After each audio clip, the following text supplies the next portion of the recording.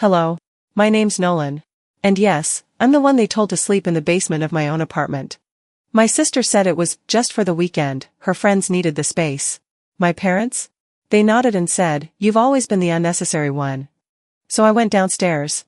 But while they laughed upstairs, I started building something else, something cold, precise, unstoppable. They thought silence meant surrender. But what if silence was strategy? And what if the basement wasn't the punishment, but the launchpad? Would you like to know what happened next?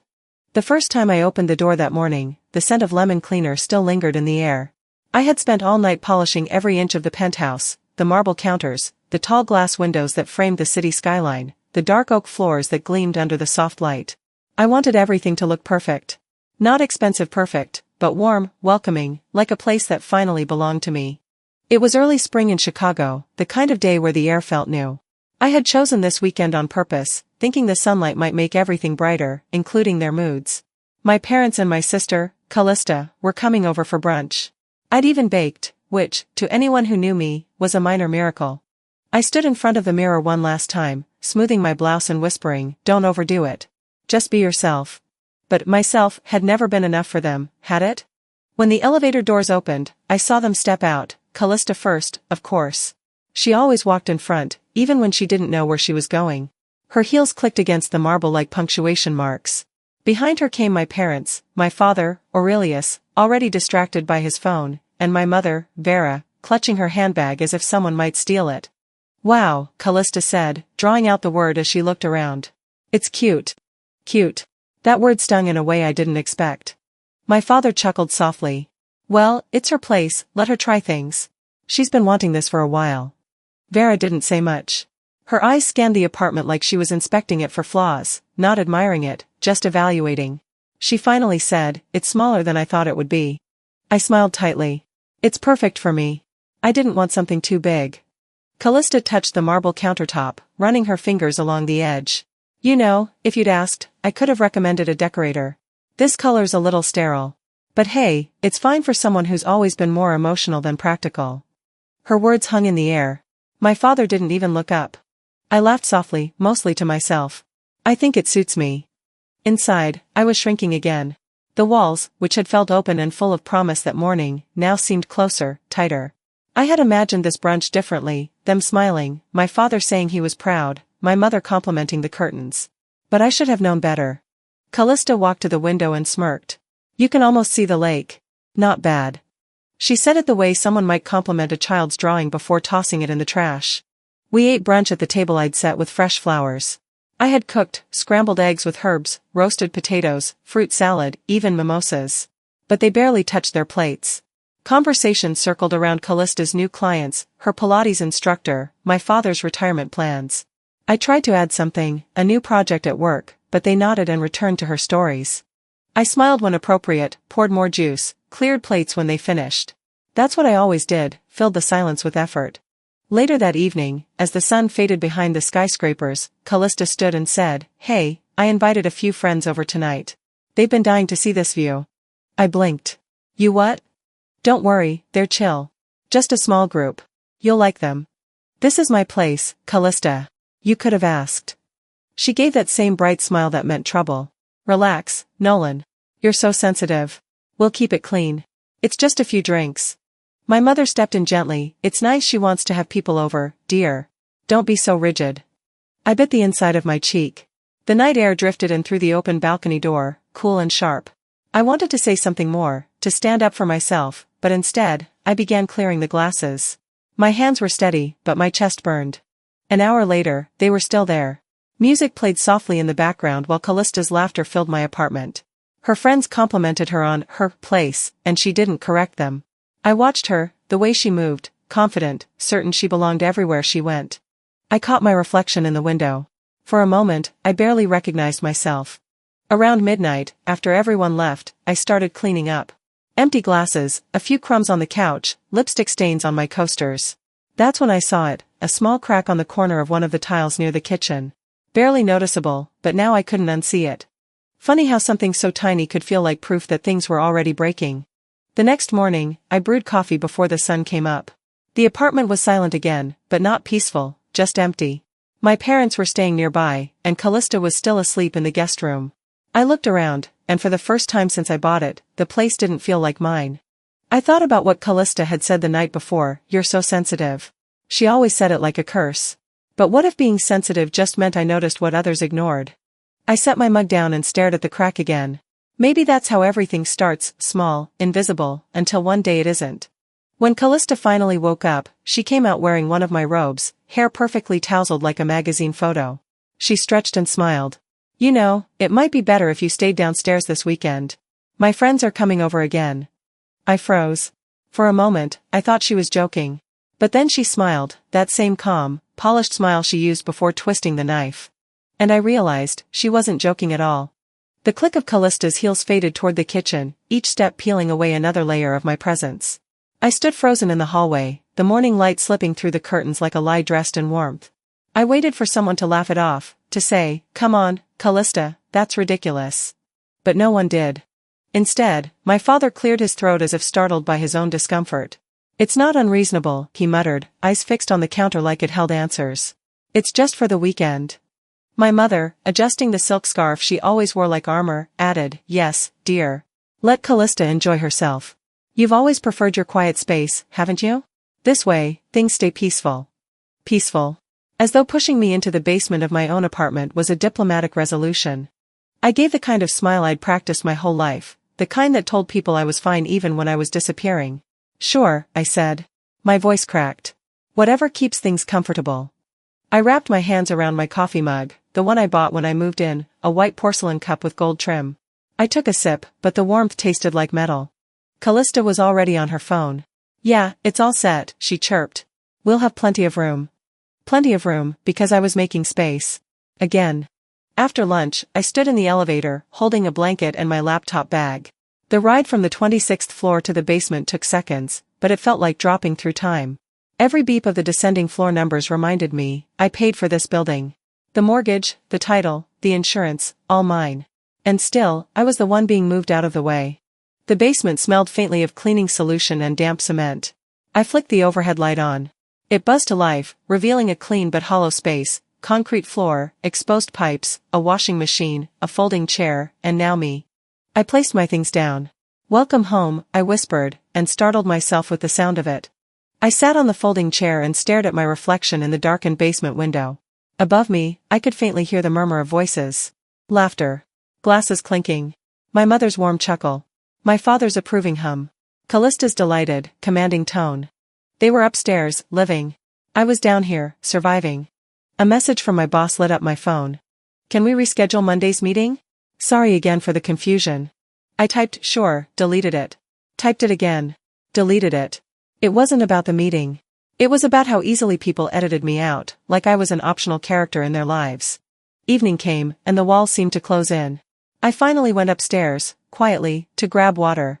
I moved like a stranger in my own home, afraid to disturb the party I wasn't invited to. Then I heard them. "She's always been too sensitive," my father said from the kitchen. "You know how she gets." Callista laughed. "Exactly. You just have to manage her expectations." Then my mother, calm and precise, chimed in, "Let Callista take the lead. Nolan complicates things without realizing it. Honestly, she's unnecessary stress right now." That word, unnecessary, hit harder than a slap. I stood motionless in the hallway, barely breathing, waiting for someone, anyone, to say, "That's not fair." But they didn't. The topic shifted to catering menus. Something inside me went very still. I went back to the basement. Each creaky step echoed the word in my head, unnecessary, unnecessary, unnecessary. I sat beside the laundry machine and stared up at the small basement window. The city night was deep gray, reflecting hints of light from above. I imagined Callista upstairs, holding court in my living room, laughing, admired. I had once dreamed of hosting friends in that very room. Now I was exiled from it. I ran my hand along the concrete floor and whispered, "I'm still here." It was small, fragile. But it was mine. Later, I went up to grab my charger. The air was heavy with the scent of wine and perfume. Party over. Glasses cluttered the counter. Without thinking, I started rinsing them. Then I heard Callista from her room. "She'll get over it. She always does." Laughter. Then silence. I dried my hands, placed the glass down, and just stood there. I thought about every time I had stepped aside for her, birthdays, dinners, even my own graduation, when she had arrived late and everyone's attention shifted to her designer dress. I had told myself she didn't mean harm. That it was just her way. But tonight, I couldn't lie to myself anymore. This wasn't random. It was routine. My eyes landed on a champagne bottle near the sink, still sealed. I had bought it to celebrate this weekend. But no one had toasted me. Not once. The next morning, I woke early. My limbs felt heavy, as if they too had absorbed the weight of being disregarded. I brewed coffee and sat by the small folding table near the window, watching the city wake. I replayed my father's words. Too sensitive. My mother's tone. Unnecessary stress. Maybe they believed it. Maybe they always had. But that didn't mean it was true. I opened my laptop and pulled up the folder with my apartment documents, deed, closing contracts, emails. Every line bore my name. I remembered the notary who'd handed me the keys and said, "Congratulations, Ms. Nolan. It's officially yours." Mine. A word no one else here seemed to remember. Upstairs, Callista's voice returned, bright, sharp, commanding. She was already planning her next dinner. I looked around the basement. Then back at my screen. And slowly, I smiled. Not a tired, polite smile. A real one. One built from clarity. Because maybe they needed reminding. I went upstairs. The morning sun spilled across the living room like it belonged to someone else. But it didn't. It belonged to me. I opened the drawer near the kitchen counter and pulled out a brown folder. Inside, copies of every form, email, and deed that proved this space was mine. I placed it on the table, right where the light hit it, and whispered. Maybe it's time they remembered whose name is on the deed. I stood still for a while, eyes fixed on the brown folder lying on the kitchen table. Sunlight stretched across the countertop, glinting off the edge of a paper clip like it was spotlighting a secret. Dust floated lazily in the air, undisturbed. Upstairs, the sounds of morning carried down, Callista's laughter, my mother asking about oatmeal or toast, and my father grumbling something about the news. I turned and walked toward the elevator, leaving the folder behind in the sunlight. It didn't need to be hidden, not anymore. The truth was finally on my side. Tangible. Unflinching. Far more reliable than any of them had ever been. As the elevator doors slid shut, a low mechanical hum wrapped around me. When they opened again at the basement level, the musty scent hit me, detergent, metal, and damp concrete. I flicked the light switch, and the bulb overhead buzzed like it resented being disturbed. "So," I muttered, stepping onto the cold floor, "this is where I live now." I filled the kettle and set it on the electric stove. My French press sat nearby, the last trace of ritual from the life I'd built, or thought I had. My mattress was still on the floor, draped with a thin blanket that offered little warmth. Yesterday's silk blouse, chosen to make me feel strong, hung limp over a plastic chair, wrinkled and defeated. When the water boiled, I poured it slowly. The scent of coffee filled the air, rich and grounding. I sat down and took a sip, staring at the concrete wall. "I used to think silence was dignity," I whispered. "But maybe it's just how people erase you." A droplet from the pipe above hit the floor with a soft, steady rhythm. Tap, tap. Like a slow, deliberate clock counting down to something inevitable. I opened my laptop and pulled the brown folder close. Inside were the documents that proved everything, the title deed, wire transfer confirmations, HOA statements, tax receipts. All under my name. Nolan R. Whitmore. Somehow, the name looked distant now. Not mine. Like it belonged to someone who hadn't been exiled to the basement of her own property. I began scanning the pages one by one. The machine whirred steadily, the sound oddly comforting. Each file I saved got a precise label, deed_original, HOA_payment, mortgage_doc1. When I reached the fifth file, I created a folder in my cloud drive and named it, Legal Contingency. To anyone else, it might seem like harmless organization. To me, it was a declaration. A quiet one. But firm. As I worked, old conversations crept in. Callista's voice, filled with faux concern, "This condo? Nolan, it's way too big for one person. You'll just get lonely." My mother's, more measured but just as doubting, "You sure you can handle something this complicated, sweetheart?" And my father, pragmatic and cold, "Make sure you understand the taxes. Ownership isn't just about pride." None of them had said congratulations. Not once. I hit save and leaned back. Laughter floated down through the air vent, Callista again. Carefree, content, like nothing was wrong. Like I hadn't been pushed out of my own home. I looked up at the ceiling and said aloud, "Receipts matter." Because in my family, love was conditional, memory was flexible, and emotions could be rewritten. But paper didn't lie. When the last file uploaded, I closed the laptop and exhaled slowly. The air in the basement still pressed in, heavy and damp. But something in me had shifted. Not anger, not yet. More like clarity wrapped in cold steel. I wasn't going to argue anymore. I wasn't going to ask to be seen. I was going to make the truth inescapable. After finishing my coffee, I crept upstairs. The apartment, my apartment, already bore Callista's fingerprints. Her purse was on the couch, scarf tossed over the armrest.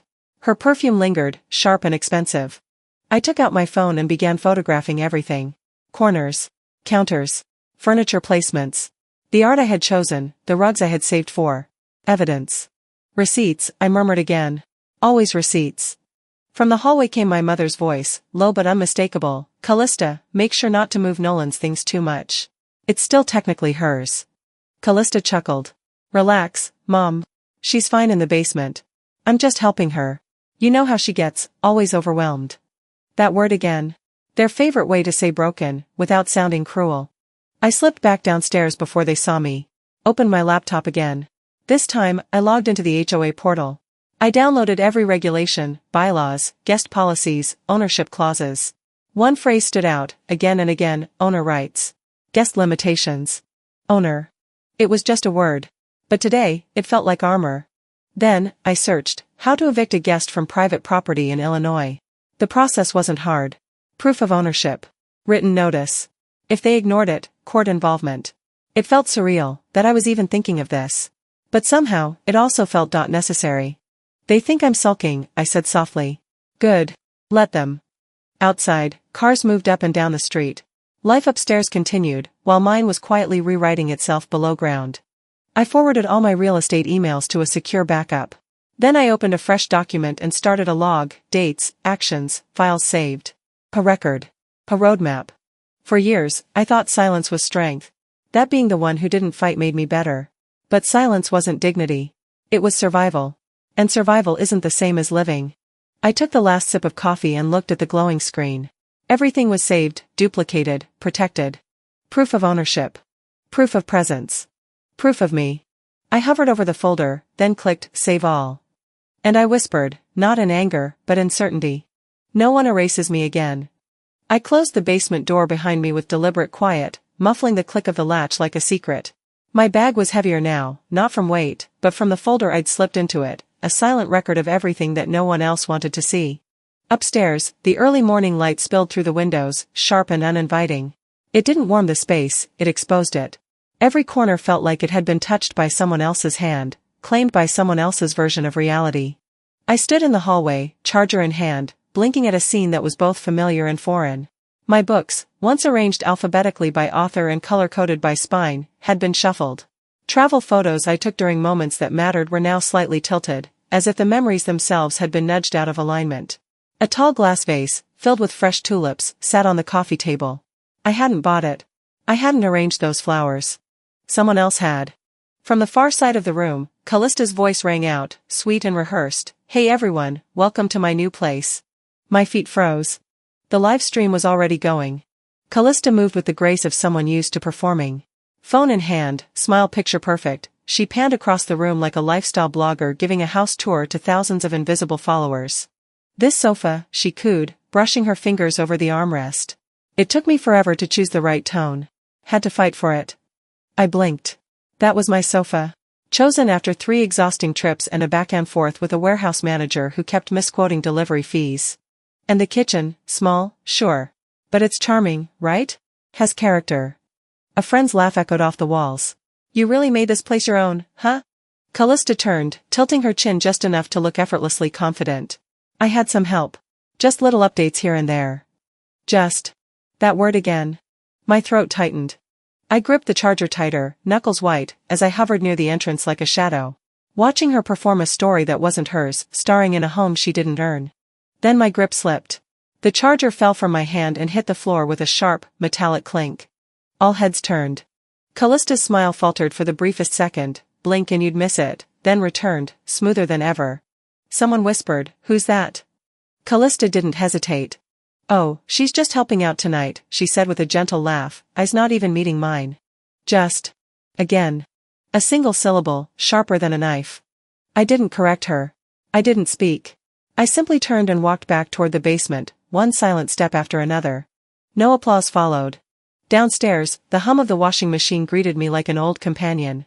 The drip drip drip from a pipe echoed in the silence, steady and familiar. This was my space now. Not the upstairs full of curated lies and filtered lighting, but this dim, unfinished room where truth echoed without shame. I sat down slowly, legs heavy, and pulled out my laptop. I clicked on a folder labeled Eviction Prep. The name had once felt distant, like a contingency plan.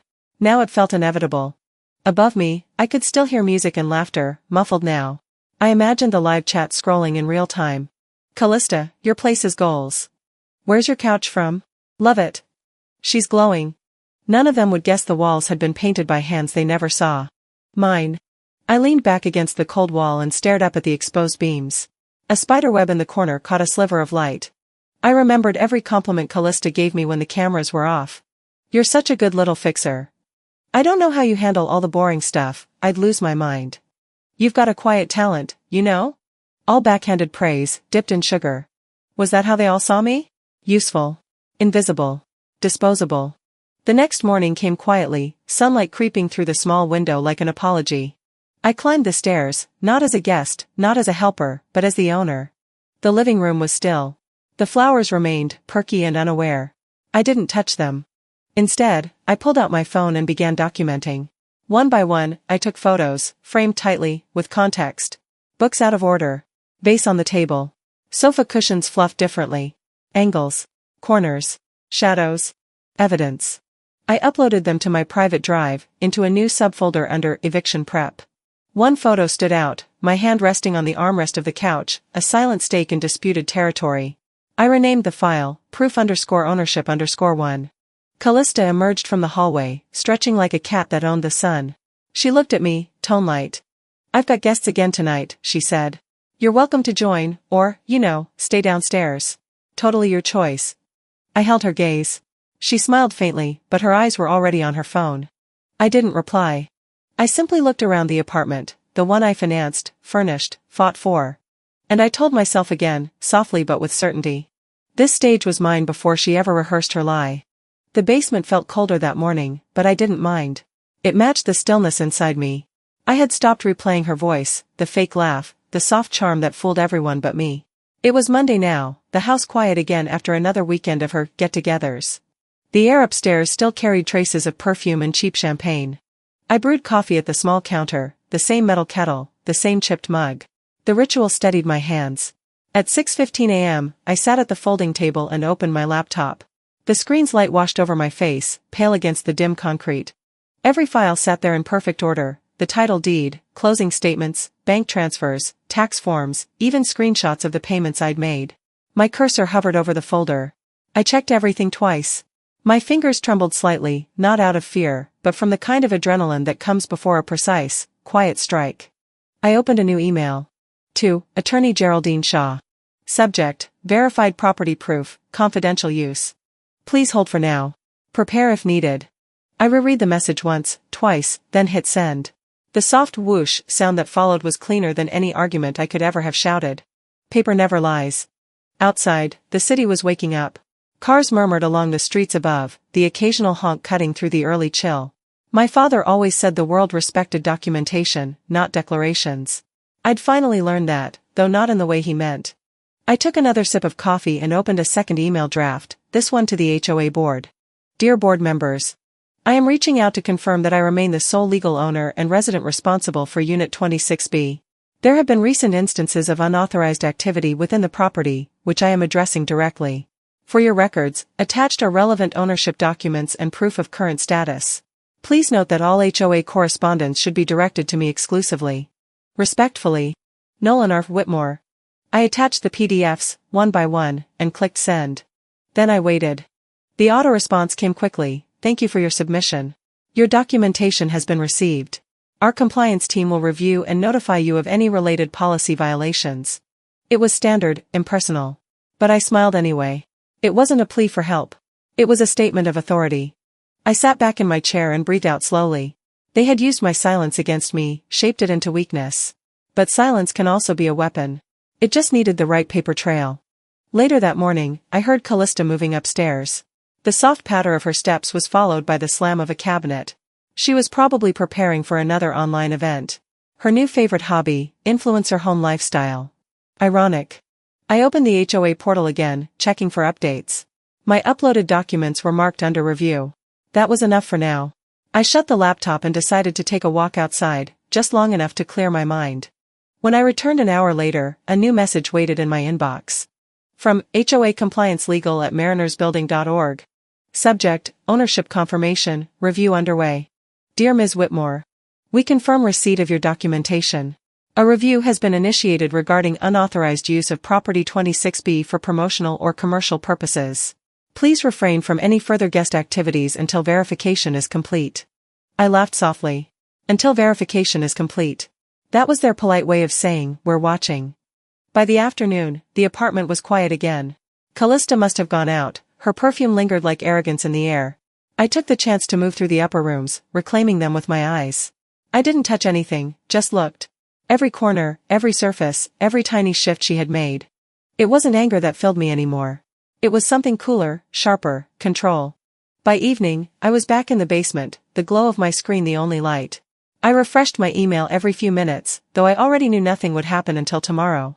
Bureaucracy moves slowly, but inevitably. Around 9 o'clock, faint laughter echoed from upstairs again. Callista's voice followed, light, airy, insincere. She was streaming. I could tell by her tone. She had that performative lilt, that artificial brightness she used when she was selling a version of herself. I turned the volume on my laptop down, but curiosity got the better of me. I opened her social page. There she was, standing in my living room, hair perfectly styled, wine glass in hand. Hey, everyone, she chirped. Welcome back. I'm finally getting used to this new space, it's been a wild few weeks. The comments poured in, it's gorgeous. You deserve this. Where's the couch from? She smiled at the camera. This one? Took forever to find, but I knew it was perfect the second I saw it. Totally worth it. My couch. My money. My patience. Then, halfway through her sentence, the feed froze. The image stuttered once, twice, then went black. I blinked. For a second, I thought my Wi-Fi had cut out, but when I refreshed the page, an error message appeared, stream unavailable. Content under review for property violation. I exhaled slowly. No satisfaction, no gloating, just the clean quiet of justice in progress. A few seconds later, my phone buzzed. It was Callista. Callista, hey, are you messing with the internet? My stream just went down. Something about property rights? I didn't answer. I set the phone face down. The screen buzzed again, then again, 3 missed calls in a row. I ignored them all. Upstairs, I heard her pacing, muttering to herself. Then the slam of a door. Then silence. The silence felt like sunlight after rain. I poured myself another coffee and reopened my inbox. A new message had just arrived. From Geraldine Shaw. Subject, confirmation. Notice received. Documents verified. Waiting for your green light. That was all it said. No flourish, no commentary, exactly how I wanted it. I leaned back in my chair, the sound of the old pipes humming above. I imagined Callista upstairs, staring at her phone, refreshing her stream, wondering how the stage she'd stolen suddenly stopped working. She wanted attention. She got silence. And silence, when backed by power, is always louder. I placed my phone face down on the table and watched the screen remain dark. The message I had sent just minutes earlier echoed louder than any shout. Notice received. Documents verified. Waiting for your green light. It was short. Clean. Unapologetic. I didn't move from the chair. My muscles were tight with a tension that felt both electric and ancient. The silence around me wasn't truly silent, the basement pipes ticked and hissed above, and somewhere upstairs, a door closed just a little too hard. That was her, Callista.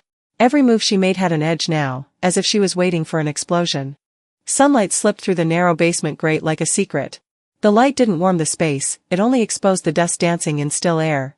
I let it linger across the floorboards as I stood and brewed coffee. Each drip into the carafe was methodical, grounding. I poured it slowly into my chipped ceramic mug and brought it to the table beside my laptop. Today wasn't about confrontation. Not yet. Today was about precision. I opened a drawer and pulled out my stationery set. Not an email. Not a text. No digital signature. I wanted the weight of real paper, the permanence of ink. I uncapped my pen and wrote carefully, slowly. Thank you for teaching me to stand alone. It's the most valuable skill I've ever learned. Not bitter. Not sweet. Just factual. I folded the card and slipped it into a plain envelope, addressed it to my parents. No embellishments. Just a clean address and the truth sealed inside.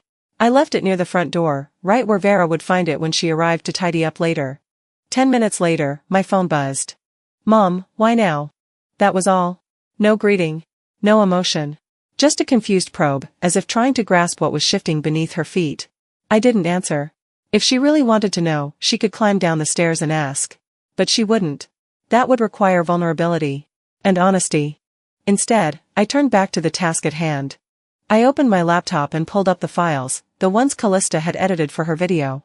Her recollection, carefully crafted to make me look cold and calculating. I rewatched the latest upload, the truth about my sister. She sat on the velvet couch in her living room, the one I furnished, the one she claimed as hers the moment I signed the deed. Her lighting was soft, the background blurred for effect, her voice feigned steady as she said, I never felt safe around Nolan. She always made me feel like I didn't belong. She shut me out. Every night, I cried. The video cut to carefully selected clips, ones where I looked silent, distant, eyes lowered. She played those moments as evidence, backed by music that felt like the start of a tragic movie. But she didn't show the full moments, the context, the tone before and after. She didn't include the conversation where I gave her space because she'd said, you hovering makes it worse. She didn't include her laughter 5 seconds later. I did. I had every unedited file. I opened the secure folder and created a new subfolder, unedited_audio_calls. I uploaded each full clip, the raw audio, including the sighs she cut out, the uncomfortable giggles, the threats veiled as jokes. I highlighted the timestamps. I documented them. And then I attached them to a draft email to Geraldine Shaw, our mutual contact, a quiet powerhouse in the legal and PR world. Subject, counter-evidence, unedited. No dramatics. Just facts. I didn't bother responding to Callista's video. Let her play to her audience. I had no interest in performing. Instead, I disabled the comments on all my social pages. I removed the option for her followers to flood my inbox with pity or blame. I wasn't hiding. I was preparing. Above me, footsteps pounded across the ceiling. Then came her voice, sharp and loud, echoing through the vents. What did you do, Nolan? I didn't answer. I didn't flinch. I walked to the basement windows and closed the blinds. The kitchen light hummed softly above me as I returned to the table. My fingers rested on the wood. Still. Controlled. By the time dusk began to fall, the apartment was silent again. Through the cracks in the floor above, I could see the faint glow of her bedroom lights, dim, restless. The kind of lighting used when someone sits in front of a mirror rehearsing lines. She was panicking. Good. Then my phone buzzed. From Geraldine Shaw. Subject, review confirmation. Body, received. One word. No emotion. No questions. Exactly what I hoped for. I placed my phone down, feeling a strange peace in the finality of it. Outside, the wind scratched at the metal grate over the basement window. Autumn was settling in. Cold but not yet cruel. I leaned back in my chair and closed my eyes. This wasn't about vengeance. It wasn't about dragging her name through the dirt like she did mine. It was about truth. Boundaries. Claiming what was mine, my voice, my peace, my version of reality that had always been erased in favor of hers. For so long, I was told I was too sensitive, too dramatic, too much. But now, I wasn't speaking at all. I was just showing. And sometimes, showing was louder than any scream. Later that night, I lay on my mattress, eyes open, watching the patterns of light play against the ceiling. The card I had written still sat unopened upstairs. Maybe Mom read it. Maybe she tossed it aside. Didn't matter. The unedited audio sat quietly in that secure folder, ready to be played, if needed. For once, I didn't feel like the one hiding in the basement. Callista had forgotten one simple truth. Cameras don't lie. And I had every angle. I woke before dawn, not from noise, but from the kind of silence that feels electric, like something was about to shift. My phone buzzed on the nightstand, the light flashing across the concrete wall. It was a message from Ava. We hadn't spoken in weeks, not since she stopped replying to my texts when the family drama spilled online. Her message was short, I'm done protecting her. Check your email. I sat up, heart steady but cautious. When I opened my inbox, there it was, a chain of screenshots, the timestamps recent. In one, Callista wrote in a group chat, can't believe I kicked her into her own basement. LOL. Queen energy. Another read, she's too quiet to fight back. Makes it so easy to rewrite the story. There were laughing emojis. Hearts. Applause from her friends. I read them all, one by one, until the words stopped hurting. Then I closed the laptop and texted Ava back, thank you. It's time. No explanation needed. She knew exactly what that meant. By mid-morning, the house above me creaked with Callista's footsteps. She was awake, restless. Probably refreshing her analytics, reading comments, measuring her next move. But I wasn't measuring anymore. I was executing. I turned on my desktop monitor and opened a folder I hadn't touched since moving in, security backups. Inside were files dated months back, quiet digital witnesses. Cameras I'd installed after a break-in scare during renovation. I had nearly forgotten them. Each video was timestamped, logged in 24-hour increments. I clicked one marked from the weekend she'd moved her friends in. The screen flickered, then stabilized, my living room, bright and clean. Callista strutted in, holding her phone high. "You guys, this is my place," she laughed, spinning the camera around. One of her friends asked, "Wait, you bought this?" Callista smirked. "Technically, I'm just squatting here." But she won't say a word. She never does. There it was. The unblinking truth. I paused the video and stared at the frozen frame, her mouth twisted in that smug half-smile. The kind of smile you can't unsee once you recognize what it hides. I opened another file, audio only, captured from the hallway. Her voice again, soft but cutting. "She doesn't know how to stand up for herself. I'll make this place mine before she figures it out." Every word landed like a nail sealing a coffin, her own. It didn't make me angry. It made me certain. I organized the files, renamed each one, and uploaded them into a folder titled Evidence, Living Room Cam. Then I drafted an email to Geraldine. Subject, defamation proof. Body, attached are full video and audio files containing recorded admissions of false claims made by Callista Whitmore. Please review for potential civil action. Consider defamation and property misrepresentation. I hit send. Outside, the city was waking up. Inside, my world was quietly reordering itself. Around noon, Ava called. Her voice was low, steady. "You're really doing this?" "I'm done playing defense," I said. "They wanted a story, they're about to get the real one." She was silent for a second. Then she said softly, "I'm proud of you, Nal. You've been patient long enough." By evening, something began stirring online. A YouTube channel, one known for investigative content about real estate scams and domestic deceit, uploaded a new video. The title hit me like a headline from another universe. "Sister from Hell, caught lying about emotional abuse, evidence tells a different story." The thumbnail showed a still frame from my living room camera, Callista mid-laugh, wine glass in hand, surrounded by her friends. The caption read, "You won't believe who really owned this apartment." Within hours, it had tens of thousands of views. I didn't share it. I didn't need to. The internet does what it does best, devour hypocrisy and spit out justice. The comment section filled fast. "Wow, what a snake. Imagine doing that to your own sister." The quiet ones are usually the strong ones. I sat back, watching the ripples spread. Ava texted again, she turned off her comments. Then another, her videos gone private. It didn't surprise me. I pictured her sitting in that same room, my room, staring at her phone, realizing that the camera she used to stage her lies was the same one that exposed them. My phone buzzed again. This time, it was from Geraldine. Received. Footage authentic. Proceed when ready. I closed my eyes and let the words settle. Not triumph. Not vengeance. Just completion, like closing a file that had stayed open too long. Later that night, I walked upstairs. The lights were off except for a faint glow from the hallway. I stood there for a long time, just breathing in the still air. The place finally felt like mine again, not because anyone said so, but because I'd taken it back without shouting. Through the quiet, I could almost hear her voice on that old recording, "She won't say a word." No, I thought. I never needed to. The truth had spoken for me. She counted on me staying quiet. But now the silence belonged to her. The morning light crept into the living room like a hesitant guest. It passed through the half-closed blinds, casting lines across the hardwood floor and broken reflections across the photo frames on the mantel, none of which held my image. The air still held the ghost of perfume and burnt incense, leftovers from another of Callista's curated gatherings. I hadn't been invited, of course. I rarely was. I walked slowly to the window and stood in silence, my hand resting lightly on the sill. From here, I could see the city skyline in the distance, quiet and untouchable. A small comfort, a reminder that there was life beyond the walls of this apartment I paid for, yet somehow was always treated as a guest in. I checked my phone. Notifications stacked like falling dominoes. The hashtag Justice for Nolan was not just trending. It was everywhere. Click. Open. Scroll. Dozens of side-by-side videos, Callista's original live streams and the raw footage I had preserved in my folder labeled Eviction Prep. One by one, the pieces aligned, her narrative unraveling. Comment after comment flooded in, dissecting every lie, every frame she had manipulated to make herself the victim. I can't believe I used to follow her. This is disturbing. Gaslighting at its peak.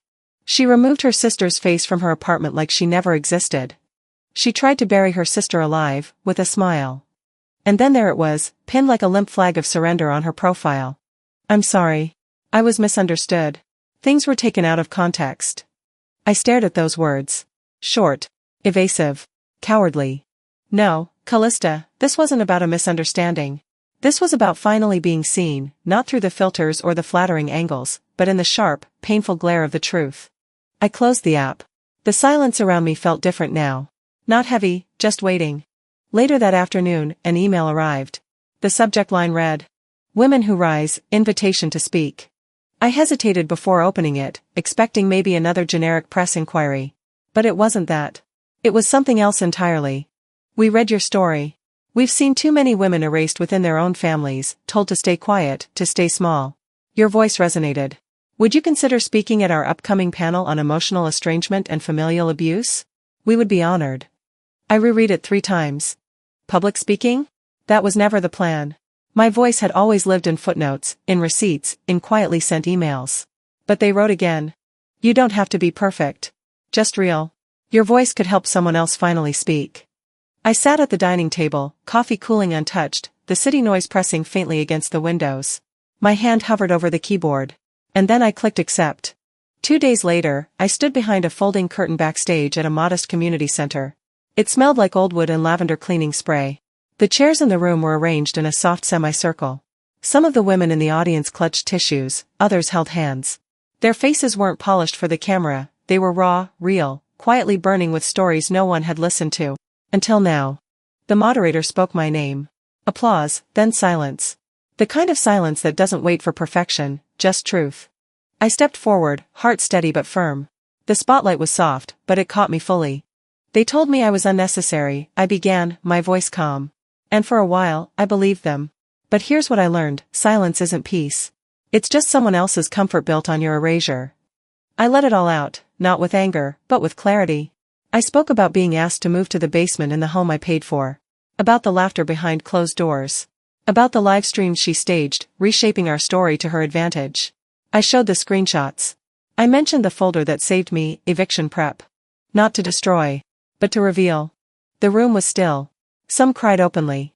Others nodded, their expressions softened by recognition.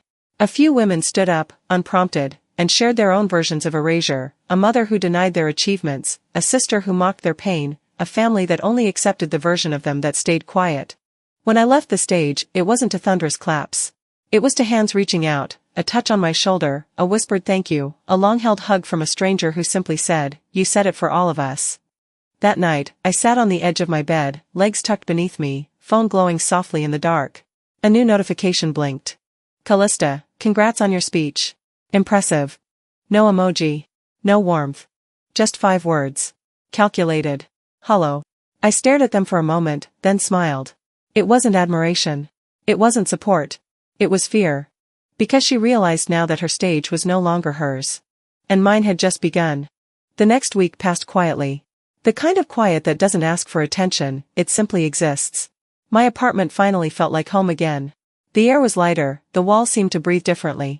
I'd started opening the blinds each morning, letting sunlight stretch across the hardwood floors. That Monday, as I made tea, my laptop chimed. A new email. The subject line read, "Sorry, I guess?" Even before opening it, I knew. The message began plainly. "I didn't mean to hurt you. People blew things out of proportion. You know how the internet gets. Hope we can move on. Love you, always." Smiley face. I stared at the smiley face at the end, a tiny, hollow gesture pretending to hold warmth. It wasn't guilt. It was image control. The kind of apology that isn't about the person you wronged, it's about saving yourself. I read it once, twice. Then I laughed. Quietly, almost kindly. And then, without replying, I hit delete. No drama. No reply all. No closure speech. Just delete. That single act felt more like freedom than any confrontation ever could. For the rest of the morning, I worked in silence.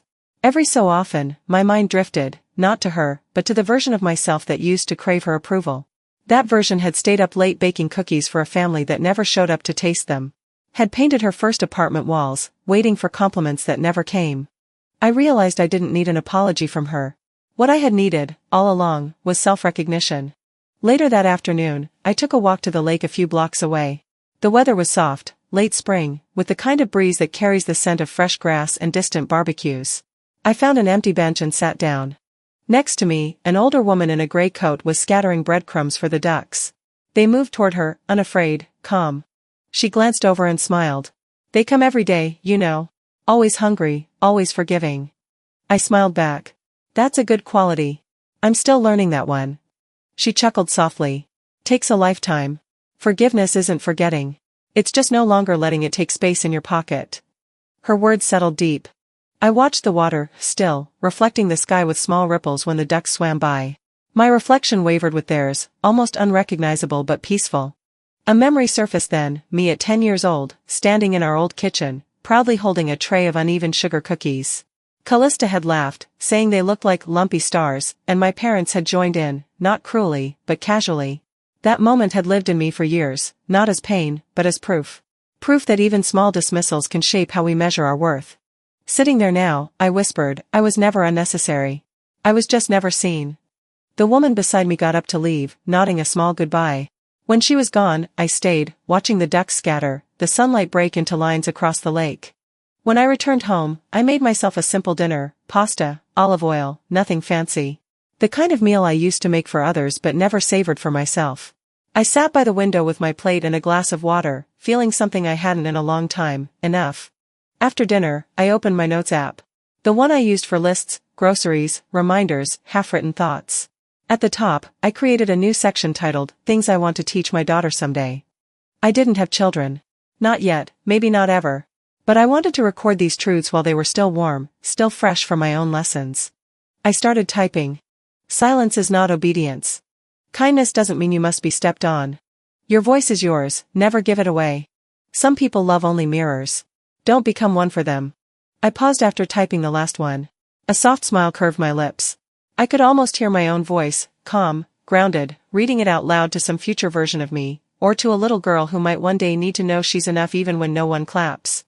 Outside, the city hummed. The world was still spinning with its noise and ego and vanity, but I wasn't part of that circuit anymore. I had found a quieter orbit, smaller, but honest. The next morning, I received another message from Callista. This time, shorter, I thought you'd be proud of me. I didn't even open it. Just saw the first line in the preview and shook my head slightly. Pride, I thought, wasn't something you demand, it's something you earn. And she hadn't earned it. I closed the laptop and turned off the light. It struck me then that forgiveness doesn't always need witnesses. Sometimes it's a private ceremony, done in the heart, with no applause, just release. So I forgave her, not by saying it, but by living on without her shadow stretching over me. I went to bed that night with the window open, the wind brushing through the curtains. For the first time, I didn't think about how much she'd taken, only how much I'd reclaimed. She never changed. But I did. And that's why her words couldn't touch me anymore. Sometimes, the deepest wounds come from the people closest to us, and healing doesn't always look like forgiveness. It can mean reclaiming your voice, your space, and your peace without needing approval from those who tried to erase you. What would you do if the people you trusted most made you feel like a stranger in your own home? If this story moved you, share your thoughts below.